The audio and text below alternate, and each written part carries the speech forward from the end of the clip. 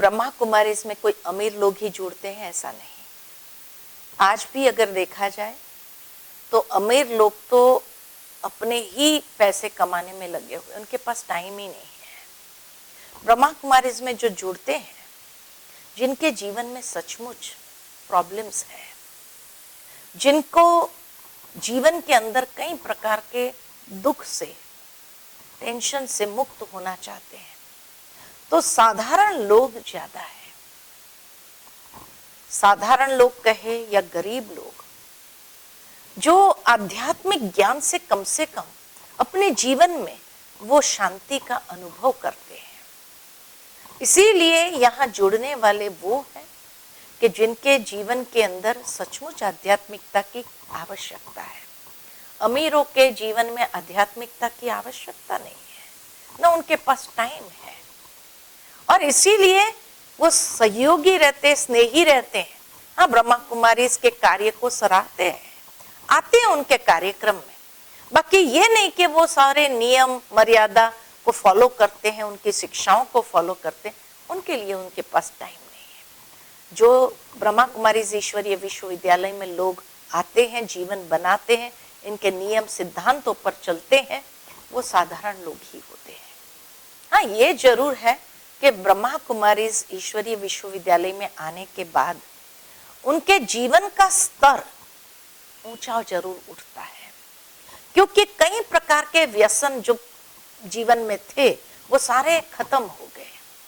तो वो बचत तो होती है, और वो बचत होती है तो नेचुरल है, उसका स्टैंडर्ड ऑफ लिविंग तो ऊपर आता ही। जो पहले इतने व्यर्थ खर्चे होते हैं,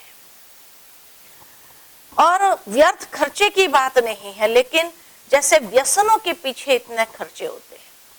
आज शराब पीना, सिगरेट पीना एक स्टेटस माना जाता है, लेकिन जब यहाँ आते हैं ये समझ आती है कि ये स्टेटस नहीं, अपने जीवन को खराब करने वाली बात है। तो यहाँ आने के बाद उनके सारे व्यसन छूटते, और इसीलिए इतना पैसे की बचत होती है, तो वो बचत से उनके जीवन का स्तर ऊंचा उठता है। मैं आपको एक मिसाल दूं।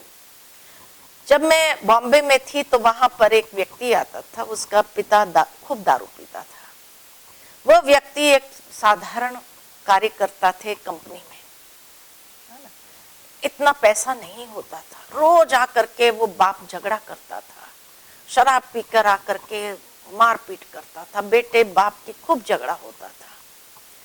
आखिर जब वो यहाँ पर आए, फिर उसके कारण बेटे के अंदर भी बुरे व्यसन आ गए, और बुरे व्यसन आने के कारण झगड़े और बढ़ गए।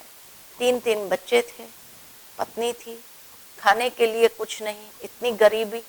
लेकिन फिर जैसे ही उनको ये आध्यात्मिकता का परिचय मिला, उनके जीवन से ये व्यसन हटे, उनके पिता के जीवन से व्यसन हटे, तो नेचुरल है जो कमाता था उसमें थोड़ी बचत होने लगी, और वो बचत के कारण उसकी पत्नी को सिलाई आती थी, तो वो बचत होती थी, तो उसके कारण उसने एक मशीन खरीदा।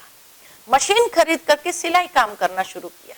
रहते थे झोपड़पट्टी में ही, सिलाई काम शुरू किया, और उस सिलाई काम से भी उसके पास जो इनकम हुई, बच्चों को पढ़ाने के लिए उसने अच्छे स्कूल में उनको डाला, अच्छी पढ़ाई, अच्छी शिक्षाएं दी।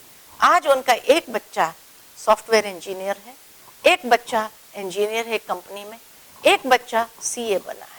तीनों बच्चों का जीवन इतना श्रेष्ठ हो गया, क्योंकि वो व्यसन में कभी गए नहीं, तो जीवन इतना, तीनों बच्चे कमा, वो झोपड़पट्टी से निकल करके आज अच्छे घर में।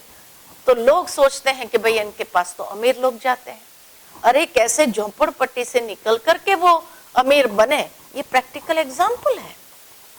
तो व्यसन से मुक्त जीवन हुआ तो स्टैंडर्ड ऑफ लिविंग हाई हो गया। तो यही रहस्य है।